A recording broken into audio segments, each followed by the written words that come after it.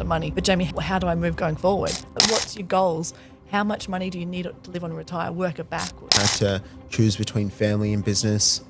100%. So sometimes I probably made the wrong decision because sometimes my husband always says like I overspend on the kids. I don't want to let go of that money. Yeah. I find now. I don't get that time back with my kids. I find like it comes back to that struggle with like kids and business. Yeah. So I'm trying to like sometimes like, oh, you want those new shoes? Yeah. I feel like I'm compensating. Welcome to Loans Made Simple podcast. Real stories, real people, real conversations. I'm Youeil, and in this podcast, we sit down with our brokers, team members, and industry experts to talk about all things property, finance, and lending. From first home buyers to investors and business owners, we're here to make finance simple, practical, and just easy to understand. Let's get into it. Welcome, everyone. My name is Youeil. We have Jamee Porteous here with us today. Jamie started with us probably about a year and a half ago. Pretty amazing things. First year with us, you lodged 60 million, 44 million approved, settled 38 million. And then year to date in April, we're at 92 million lodged, 53 million approved and 48 million settled, which is pretty amazing. So Jamie, thank you for coming. Tell us firstly a little bit about yourself, introduce yourself. Yeah, hello everyone. My name's Jamee Porteous. I am 21 plus a few. Yeah. I'm happily married, been with my partner for 30 years. So Wow. long time. He's either he's lucky or I'm lucky. Yeah. Something like that. Yeah. I've got 3 beautiful kids, but they're on the end of those teenage years now, so which is really, really good. A different time of life for me. Different time of life. In my previous life, I am an accountant as well. Yeah. So I started off in accounting firms. I was an auditor with my green pen. Yeah. Yeah. So that you gotta love that. Works handy in finance. Works handy in finance, love numbers and property. Then I was a financial controller for a builder and developer for 11 years. Yeah. So I love property, love numbers, obviously, problem solving, working backwards, something I really, really love. But yeah, I just wanted to change it up a bit. So I've been mortgage broking now. Yeah, I'm with you for coming up 2 years. Yeah. And how long were you a broker beforehand? 2 years before. Yeah. Yeah. So nearly 4 years all up. And loving, and I will never go back to accounting. Yeah, yeah, and obviously changing careers, right? Like well into your careers at 25, let's call it. Yeah. 25 years of age. How was that? Like, was that nerve-wracking? Like, totally different. Totally different. Yeah. So I was an accountant. Accounting is, let's be fair, like it's more, you're in front of a computer, whereas broking is more your client-facing. Yep. So it's complete opposite. Yeah, and I'm not salesy. Like I say that to you all the time. Like Yeah. I'm not a salesperson. So for me, I was accounting 22 years. So a really long time to be not in that sales role, being really in a back end reporting role was really, really different. But for me, the transition was great because I love numbers and I'm a people person. So the property and the numbers and the people fitted. It was just obviously learning those new skills, the finance skills and the policy on the banks was the hardest. Yeah, yeah. But it comes with time. Yeah, it becomes time. Yeah. And you can't remember it all anyway. So, Correct. But yeah, the transition was okay, but nerve-wracking, like really, really nerve-wracking, going from a salary to then having to like no salary, no salary and having to rock up every day. Yeah. And so when you were transitioning from, being an accountant, financial controller to a broker, did, the growing of your kids and then becoming older play a part in that, like in terms of how you change paths or more time now? Yeah, for me as well. And when we first connected, my whole thing was with you was I wanted more flexibility because my kids, I had seen struggles in my own family life with Ben, my husband, taking on a lot of responsibility with the kids because my job was so desk bound. I wasn't able to, like there's heaps of things I missed. Like I couldn't go to different things and I was so committed to my role. Like I was so career focused. It was a massive goal for me to get to where I got to. So that was changing that up. I knew there would be benefits, but I knew it would be a hard slog to start with. And so now, because of the more flexibility, right, do you still feel like you have to make decisions between family and business as well? Because, I think I'm at the start of my, children's, right, in terms Yep. of 8-month-old and 8-year-old, where I feel like every day you're making decisions. So are there moments where you had to choose between family and business?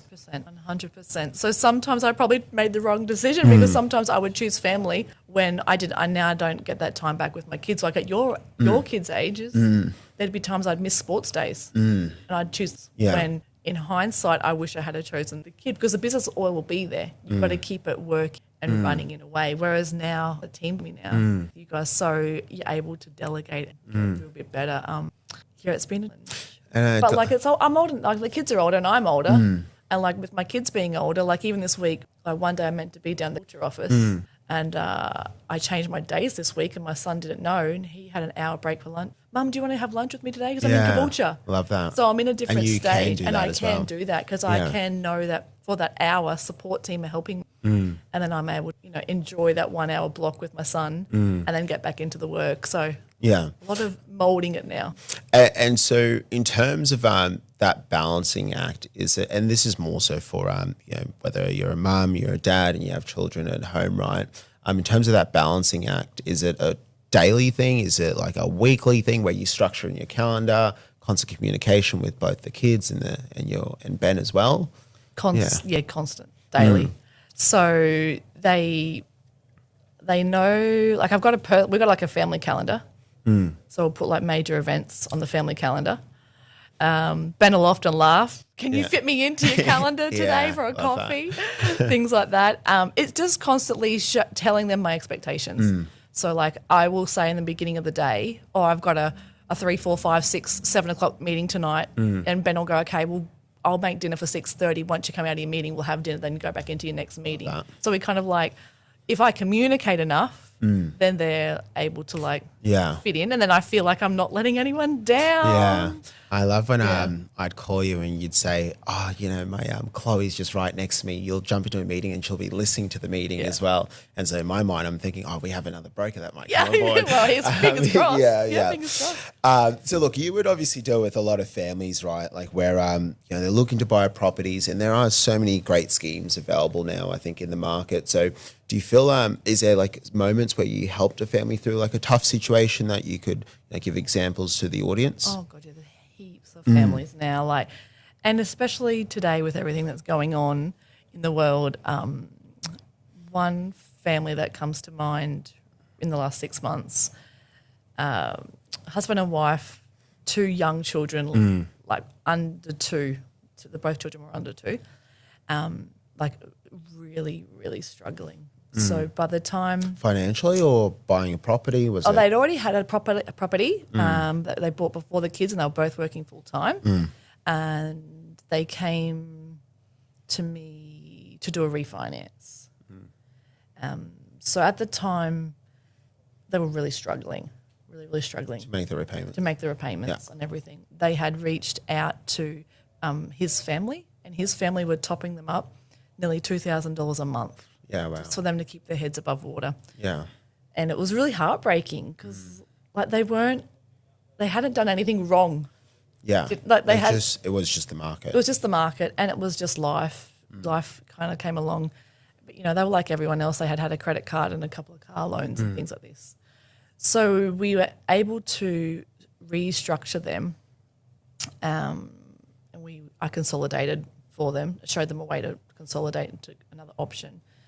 Saved them something like $1,700 and something a month. It's crazy. Which was absolutely crazy. So then, and that's not rocket science for us, right? Like that's just a simple refinance. Simple refinance, and just finding a better solution for them. Yeah. Right. But also explaining to them if we refinance this and you pay that car off for 30 years, this is also giving them the education piece. Yeah, that you're technically worse off. Yeah. However, it's better for cash flow. But in the meantime, we can do it like this. But then you can tell them that option, and then they're crying because it's so much stress in their family. So much stress. I find that. Do you find in this game, you become numb to the approvals, right? Certain approvals, you get one approved, and you're like, let's move on to the next one. I remember there was one that's special to me. It's like DV clients, right? Oh, yeah. When like the other half doesn't know, they have to get the loan, etc. I feel like those moments are the reason why we do it, right? In terms of loans, as opposed to people have bought multiple properties, it's just on to the next one for them. Yeah. Oh, definitely. There's different cases where they really pull on your heartstrings, and you feel like. And then I always remember that's why I changed job. Yeah. Because this job I feel like we're giving back, we're helping. Whereas in my previous job I was looking at historical data all the time. Yeah. Whereas Not now planning for the future. you're not planning for the future. Yeah. Whereas now we can help their lives and their future going forward. Yeah. And that feels And how has it exciting. changed for them now, that family? Oh, well, just absolutely amazing now. Like they don't need the support of his family. Yeah. So, that's one really great thing. Yeah. They can now just sit back for the next 6 months before she goes back to work, knowing that they're able to just keep on living and not have that stress. Yeah. And just enjoy their young family Yeah. at that point in time. So when you're looking at clients, then are you looking at like just what's going to go on the next month, the next 6 months, 12 months, 5 years? Because being an accountant, yes, you're looking at historical data, but do you reckon that background's helped you look into the future as well? Not just talking about the loan, it's about what are the next steps in life? Oh, yeah, definitely. Even like my first home buyers, I'm like, okay, so in 2 years' time, every 6 months we're going to review you. In 2 years' time, your equity could be this. We'll start to look at investment properties. We'll start to look at this. We'll look at where you are in your life. Like even last night I went to a 67-year-old's house. I mean, net worth very high. They own 2 massive blocks of land and worth a lot of money. But Jamie, how do I move going forward? Yeah. And I said, well, you could do lots of things. You got lots of options. Yeah. What's your goals? Yeah. He's like, what do you mean? I said, well, do you want a Louis Vuitton handbag every year? Do you want an overseas holiday? Does she want one? Does she every want year? one? Yeah. They said, love it. He goes, well, I just want to buy a fishing rod. I said, well, yeah, do you want one every week or every month? Like, what's your goals? How much money do you need to live on and retire? Work it backwards. Yeah. And he goes, Jamie, no one's ever asked me that. He's 67 years old. And I was like, this is really cool conversations. And don't you feel that? Like, I feel like broking used to be like, right, you just get the loan, get it approved. But now I feel whether you're dealing with a first home buyer, mum and dad, investor, like you need to be able to paint a picture, right, for the next 6, 12, 2, 3, 4 years, which is super important because with brokers, it's now 75% written by brokers. So how do you differentiate yourself? By just doing the loan, looking at other things, right? 100%. And like that client last night, he's like, Jamie, well, can I borrow against the investment to renovate the house? I said, yeah, of course you can. Depending on your income, we can do it. How much longer do you want to work for? Because you're going to have to pay that loan off. He goes, oh, I'm trying to retire out. I said, well, what's your goals? Because obviously I want to write them a loan because I want to, we get paid on writing loans. But it's not necessarily the best thing for him, depending on his goals. Yeah, yeah. So that was really cool. Yeah, I love that. Cool. So I want to talk about cost of living pressures, right? And I think when I was now, as I say, going into having kids, etc., I now realize how expensive kids are, right? So in terms of, and I only have 2. So how do you find that? Like when you're having conversations with clients, do you find like they're talking about, I don't know if I can afford this, or how do you kind of walk them through, this is what your mortgage repayments are going to be now.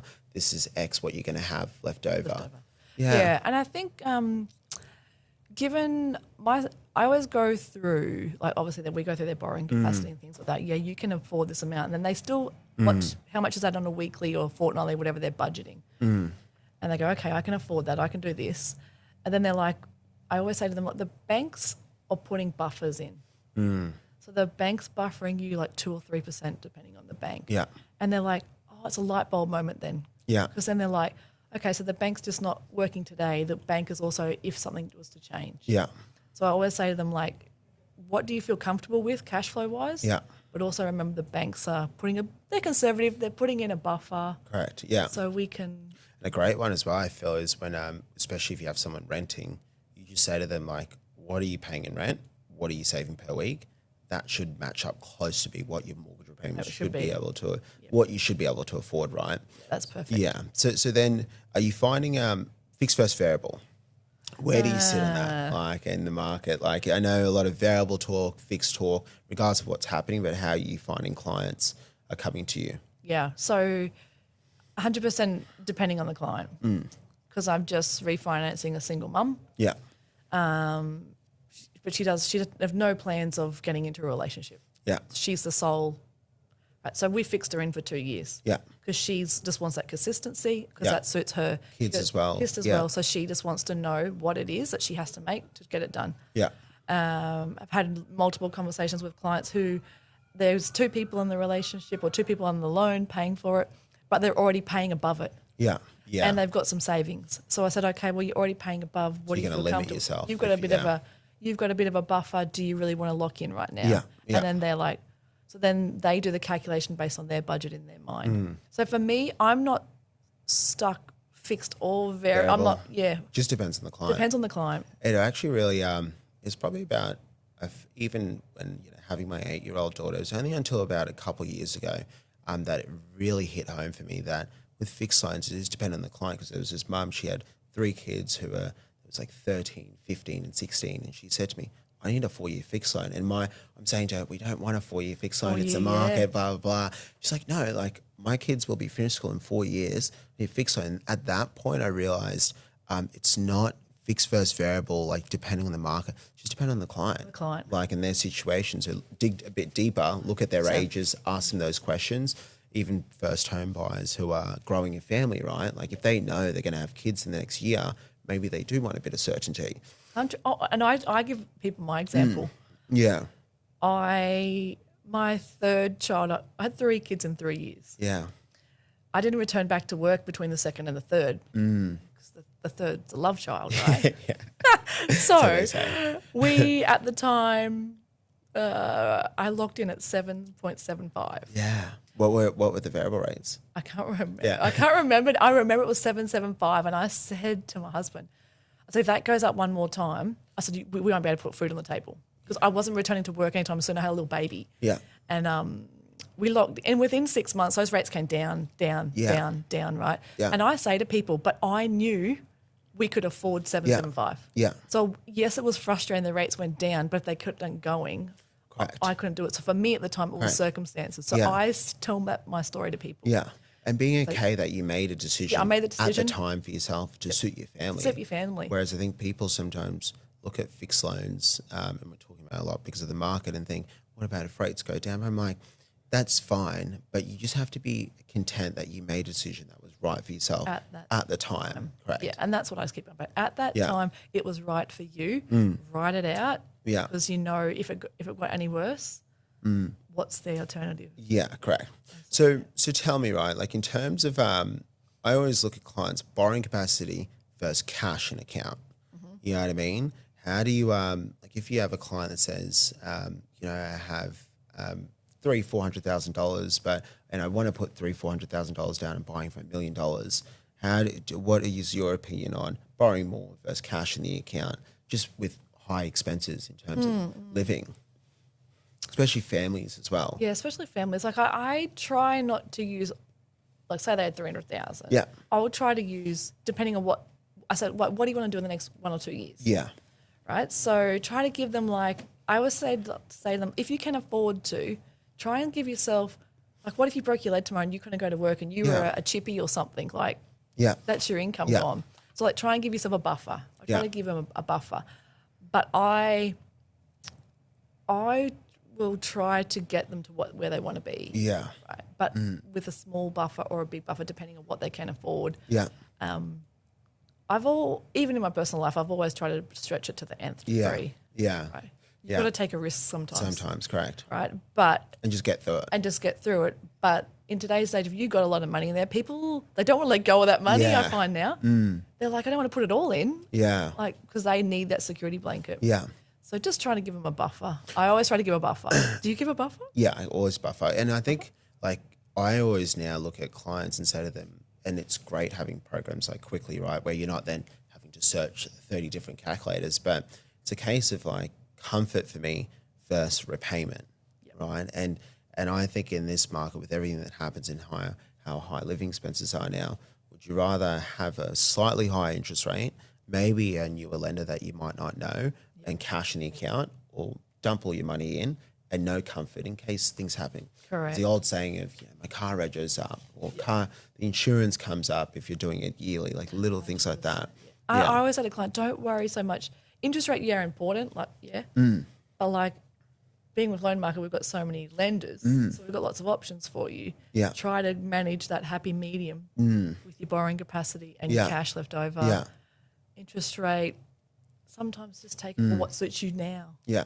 On that, so newer, how are you finding conversations with newer lenders? Like, I think with people that don't know, they don't know them. I think like first home buyers, it's always, for me, it feels easier because they're like, they're newer, they're younger, they're happy to try things, like they're on social media all the time. How are you finding, speaking about the newer lenders, maybe to mums and dads who are on to their second or third but need that higher borrowing capacity? Yeah, I'll try to say, for example, First Mac. I'm like, well, the Broncos, they sponsored the Broncos. So I try to break it down to what they know. And they're like, everyone knows the Broncos. And they're like, oh, okay, I've seen First Mac written across their shirt. Yeah. But some people now, when we share our screen and show them their borrowing capacity, they're like, oh, who's that Zeus? Who's that Liberty? Yeah. Who's that? They kind of pointing to me, and I kind of give a bit of a spiel about them. Yeah. I say with Zeus, because I've been trying to figure out how do you say? And then I say, Loan Market's been around since 1996. It's older than me. And then they laugh and they're like, because, I think it is super important. Yes, it's not about these lenders are going to go broke, but naturally people gravitate to more familiar lenders. Yeah. So and I like that one of the Broncos, because you just need to figure out ways to paint a better picture for them, right? Yeah, to try to say you've seen them around. You just have it. Your bias is to going somewhere else. Yeah, correct. Correct. And I always say to people what do you want to try them? We can if you don't like them. I had people back in the day going to their small little credit unions, but realizing their internet banking platform was dinosaurs. They told me it was dinosaurs. I said, what do you mean? They go, I can't work it. It's this, that, and the other. You have to refinance me. Yeah. I'm like, okay. So but we went there because they were worried about interest rate or a certain particular thing at the time. Didn't suit their needs. Okay. Yeah. They gave it a go. It is what it is. So rapid fire questions. Okay. First one for me is, what is the biggest mistake families you see making? When they're buying a property, refinancing, or just any mistake really. I think they take too long to make a decision. So the decision the time to make that decision kills you, because something's already, say it's they're trying to buy an investment property. And I've got clients at the moment who I've done 2 or 3 pre-approvals for, and then they're like, but the market keeps on going up. Yeah, because you're being too picky. Yeah, your expectations aren't quite there. So I think the length of time to make the decision is what I find families. Do you find families have to now think of properties as a stepping stone? It used to just be first home buyers. But try now, to say that all the time. Yeah, it's not just first home buyers. It's if you're onto your second or third and you're trying to get to this bigger home with that ticks 10 things off, it's a stepping stone. It's a stepping stone. You're not going to get the Taj Mahal. I tell them. Yeah. And even when they make offers, do you find it's the ones that are 10, 20K off because they don't want to pay what the seller wants? Yeah. So how do you kind of navigate I always that say to conversation? people okay, what was that house worth 6 months ago? They'll say, I don't know, and they were around 900, Jamie, and now they're all 950. I said, so that one that you could have bought for 910 is now cheap, right? Yeah. Yeah, Jamie. yeah. Well, yeah. Okay. Well, I'm gonna have to use that one. Okay. So one money rule every parent should follow. Well, I should follow them all. I give advice to my kids. What advice you give? Well, actually, what parents should follow, and then for your kids as well. Okay. I'm hopeless with. Yeah. I'm my husband always says I overspend on the kids. Yeah. So I'm trying to be better at that, because I find it comes back to that struggle with kids and business. Yeah. So I'm trying to sometimes oh, you want those new shoes? Yeah. I feel like I'm compensating. Yeah. So for me, that's probably one thing I need to get better in finance. I mean, I love investing in those things. Yeah. Things for my kids that I'm really big on: not leaving home till you can get into a house. Yeah. Not paying someone else's mortgage. All of my kids have investments, shares, cryptos, something. Yeah, just something where their money's something going. where their money's going. Yeah. And we've always taught them that your job is not the main thing. Yeah. Like my boys flip boats. There's always a side hustle. Yeah. What about you remember you telling me the story? They were taking lollies and selling them at school. Your boys, yeah. They would like bag them up and sell them and do different things. They've done heaps of heaps of. It's just so entrepreneurial things that they think about, like so different. Just trying to teach them that there's multiple ways to make money. That 9 to 5 is not going to get you there. Correct. And that it takes time. Yeah. That just because you are where you are and you're living where you're living, going to school, that's what I've hard work done. And I feel like you mentioned with, they have to buy a property before they move out of home. There'd be a lot of parents thinking like, how do I get my kid into my home, right? Like I'm so worried with where the market's going. Do you have like advice for those parents? Like thinking like that? Is it, get them to save now, give them cash? Is it look at a guarantor loan? All those, 100%. Like come and talk to a broker because back the amount of young kids, and I don't know if you experienced this. Yeah. But I remember in the day my mum like going when I got my first home, your mortgage repayment can't be 25% of your take home. Yeah. And I keep on trying to say to people, like, that's so old school. That's not the way it is anymore. It's not how cost of living and mortgages and house prices. And interest rates were higher. It's got nothing. There's all calculations about that. Interest rates back in the day were 20% it doesn't matter anymore. Yeah. So I always say to people, come and have a look because you'll be surprised at what you can get. And just buy that 1-bedroom apartment. It does not matter. Get in the market. And I think as well, like one that for me is underestimated and undervalued is buying with siblings. Yes. Or like even now I say, even look at a friend that you trust and just have some type of agreement on the side that if someone wants to get out, what those course of actions are, right? Like if someone wants their equity and if you guys can't buy them out, then you sell, right? But you're still, I don't believe, going to be worse off in 3-5 years time, because otherwise they're going to be then moving out of home because at some point they're going to want to move out of home. Yeah, correct. But then rent's not getting any cheaper. If they can afford rent, they can afford a mortgage. Yeah, correct. So it's just about trying to help them and trying to educate the parents around the guarantor piece. Yeah, it's funny you say with rent because I feel like we're now at the point of the market. Do you remember COVID? It was where it was definitely cheaper buy a property, right? Because rent was higher. Now it feels like although rents are higher, it's still better. It's now better to buy a property, right? Whereas it kind of shifted. So I'm feeling, my advice to anyone is just if you can get into the market. Don't let someone else stop you from buying a property. 100%. The barbecue chart. 100%. And even like with my kids being like in their 17 to 20-year-olds and lots of their friends will come into the home when I'm working. Yeah. Jamie, can you run me through the budget you did for one of my sons? Yeah. So it's like just sitting them down and showing them because they don't get taught this stuff in school.